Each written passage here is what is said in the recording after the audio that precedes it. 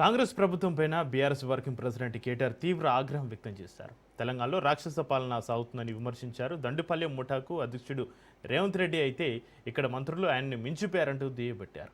వ్యవసాయ సంక్షోభంలోకి పోతే పట్టించుకున్న దిక్కు లేదని కేటీఆర్ విమర్శించారు. ఆర్థిక మంత్రి కమిషన్లకు అక్రమాలకు అంతం లేదన్నారు.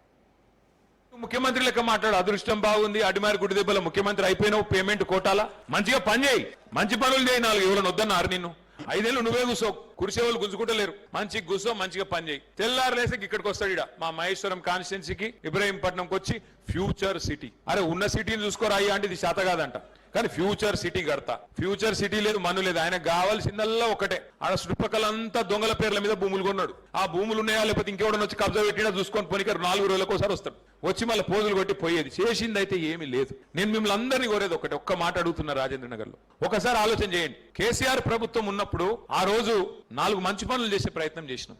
ఇవాళ రేవంత్ రెడ్డి గారు ఏమంటారు, ఏమన్నా గట్టిగా అడిగినాం అనుకో, ఏమైనా పని చేయవు, ఎందుకు చేయవు అంటే, కేసీఆర్ మొత్తం అప్లపాలు చేసిపోయింది, మొత్తం నాశనం చేసిపోయింది, దివాలా తీసిపోయింది. ఒక్కసారి సరే అనుకుందాం, నువ్వు చెప్పే అబద్ధం నిజమే అనుకుందాం, ఒక్క నిమిషం అనుకుందాం. మరి ఏం చేసిండు కేసీఆర్ గారు? అప్పులు చేసి, కేసీఆర్ గారు అప్పు చేసి ఏం చేసిండు అంటే, 1 కాదు 2 కాదు 1000 గురుకుల పాఠశాలలు పెట్టించిండు.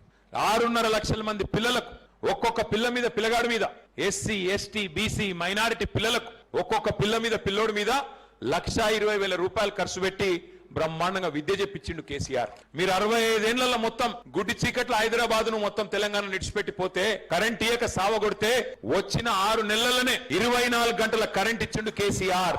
1,00,000 కోట్లు ఖర్చు పెట్టిండు. కొత్త సబ్ స్టేషన్లు, ట్రాన్స్ఫార్మర్లు, లైన్లు, 24 గంటల కరెంటు రైతులకు. 3 రోజులు పవర్ హాలిడేలు మీ రాజేంద్ర నగర్ లో కాటేదాన్లో ఆ రోజు 3 రోజులు బంద్ ఉంటుండే మొత్తం పరిశ్రమలు. అట్లాంటిది కేసీఆర్ గారు వచ్చినాక వారం రోజులు అవసరమైతే 3 షిఫ్టులు నడుపుకునేటట్టు బ్రహ్మాండంగా 24 గంటల కరెంటు పరిశ్రమలకు, ఇండ్లకు, అట్లాగే వ్యవసాయానికి 24 గంటల కరెంట్ ఇచ్చిండు. 1,00,000 కోట్లు ఖర్చు పెట్టిండు. రైతులకు 70 లక్షల మంది రైతులకు 73,000 కోట్లు వాళ్ళ ఖాతాల్లో వేసిండు కేసీఆర్. అప్పు చేస్తే 2 సార్లు రుణమాఫీ చేసిండు, 30,000 కోట్లు వేసిండు. అంటే ఒక రైతుల ఖాతాలోనే 1,00,000 కోట్ల రూపాయలు రైతుల ఖాతాల్లో వేసిండు కేసీఆర్. ఇంటింటికి నల్లబెట్టి నీళ్ళు ఇచ్చిండు కేసీఆర్. అప్పు చేస్తే 15 లక్షల మంది ఆడపిల్లలకు షాదీ ముబారక్ కళ్యాణ లక్ష్మి ఇచ్చి పెళ్లిళ్లు చేసిండు కేసీఆర్ మేనమామ లెక్క. 15 లక్షల మంది ఆడపిల్లలకు కేసీఆర్ కిట్లు ఇచ్చిండు. ఆడపిల్ల పుడితే 13,000 రూపాయలు, మగ పిల్లగాడు పుడితే 12,000 రూపాయలు ఇచ్చిండు కేసీఆర్. చెప్పమంటే ఇంకో గంట చెప్తా నేను ఏం చేసిండు కేసీఆర్ అప్పు చేస్తే. నేను అడుగుతున్నా రేవంత్ రెడ్డి గారిని, మరి నీ గవర్నమెంట్ వచ్చినాక నువ్వు 4 లక్షల కోట్లు అప్పు చేసినావు. 4 लाख करोड़ का खर्चा करे 2.5 साल में आप. ఒక్క పని చెప్పు నువ్వు, ఏ కామ్ హమ్ కరే బోల్కే కామ్ దిఖావు మేరకు. ఏం చేసినావు కొత్త పని? ఉద్యోగులకు పిఆర్సీ ఇచ్చినవా?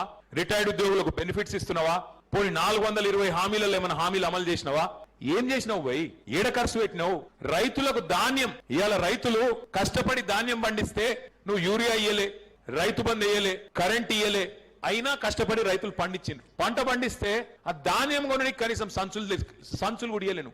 బారదాన్ అంటారు కదా, బారదాన్ సంచులు కూడా ఇయ్యలే. మా షాద్ నగర్ లా అంజయ్ యాదవ్ గారు పాపం కళ్ళాలని తిరుగుతా ఉన్నాడు, కొనండి జల్దీ కొనండి, పంట తీసుకపోండి అని చెప్పి. సంచులు లేవు.